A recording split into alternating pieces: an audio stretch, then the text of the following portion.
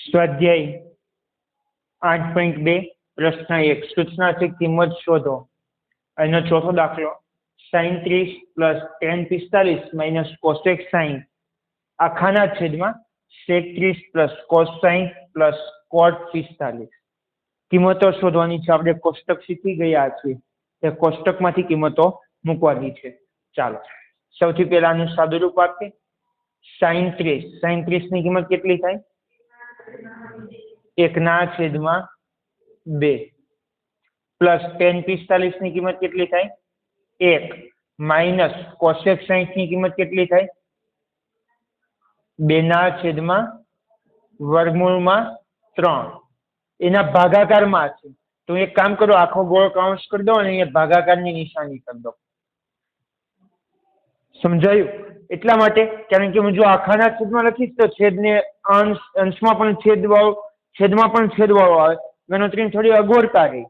એટલે આ સરળતા કરવા માટે મેં ભાગાકાર નિશાન કરીને આનો ભાગાકાર અહીં સાઈડમાં લખીશ. એટલે આની જે કિંમત આવશે તેને ફરી પાછું કૌંસમાં લખું. બોલો, sec 30 ની કિંમત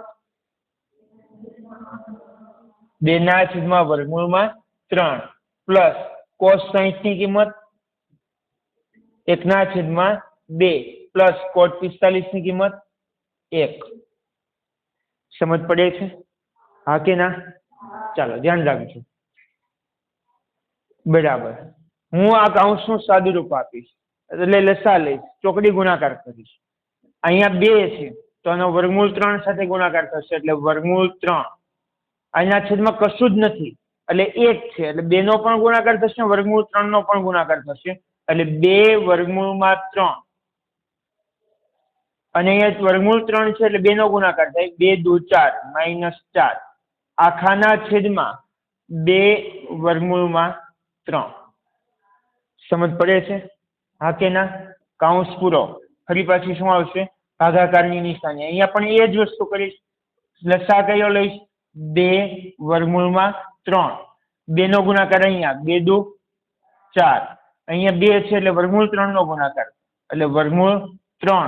અને એ કશું જ નથી એટલે બંનેનો ગુણાકાર એટલે 2 નો ગુણાકાર એટલે 2, √3 નો ગુણાકાર એટલે √3. સમજ પડે છે? ચાલો ધ્યાન રાખજો.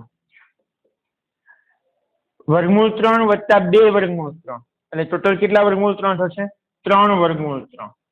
3/3 -4. જુઓ, આના અંશમાં આ ભાગાકારની નિશાની કરી છે એટલે મીન્સ કે આ અંશ છે આખો. અંશના છેદમાં 2/3 છે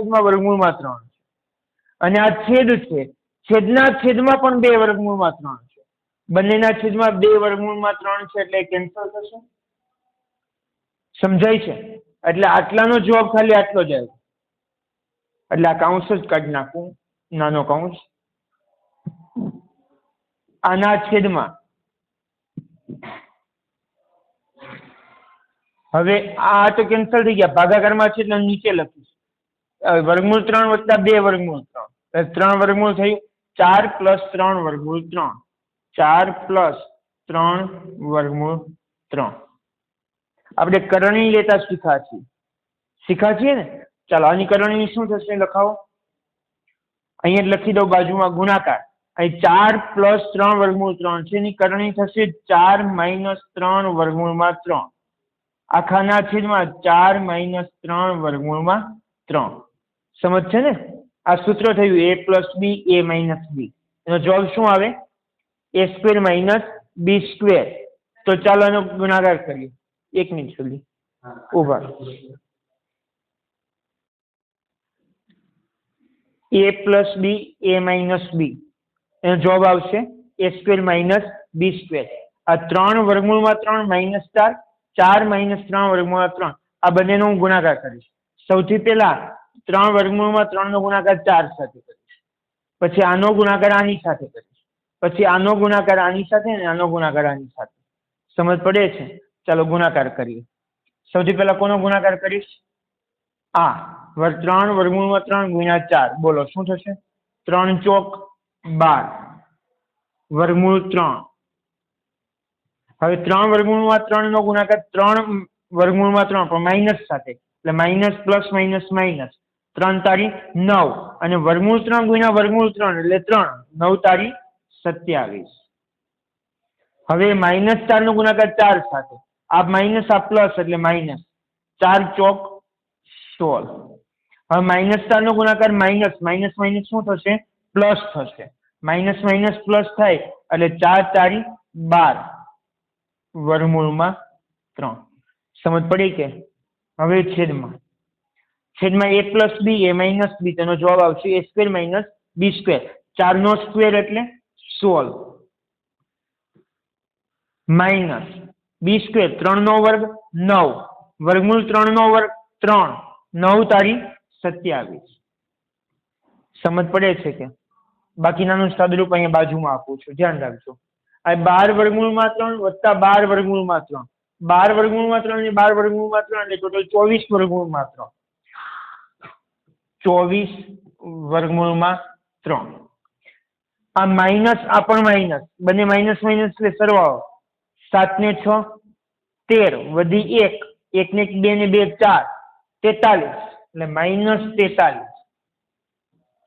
આખાના છેદમાં 27 માંથી 16, જો પ્લસ છે માઇનસ છે એટલે બાદબાકી થાય. 27 માંથી 16 જાય તો 11, 27 માંથી 16 જાય તો 11, પણ નિશાની કઈ આવશે?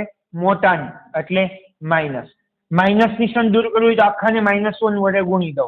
-1 વડે ગુણી દો તો આ પ્લસ છે તો માઇનસ થશે, આ માઇનસ છે તો પ્લસ થશે, એટલે પ્લસ વાળું પદ આગળ લખું 43. આ માઇનસ થયું એટલે -24 વર્ગમૂળમાં 3 આખાના છેદમાં 11. આપણો અહીંયા છેદ સમય થઈ ગયો છે અને ધન પણ છે, એટલે આપણો આ છેદ બરાબર છે. આનાથી આગળ સાદુરૂપ આપવાની જરૂર નથી, કેમ કે બીજું કોઈ સાદુરૂપ આપી શકાય એવી પરિસ્થિતિ નથી. એટલે દાખલો પૂરો છે. ખ્યાલ આવ્યો? એકદમ સહેલો દાખલો છે. માત્ર શું મૂકવાની છે? કિંમતો મૂકવાની છે. જો કિંમતો મૂકતા આવડી જાય તો દાખલો ગણવો એકદમ સહેલો છે. અને સાદુરૂપ મહત્વનું છે સૌથી. ખ્યાલ આવ્યો? લખી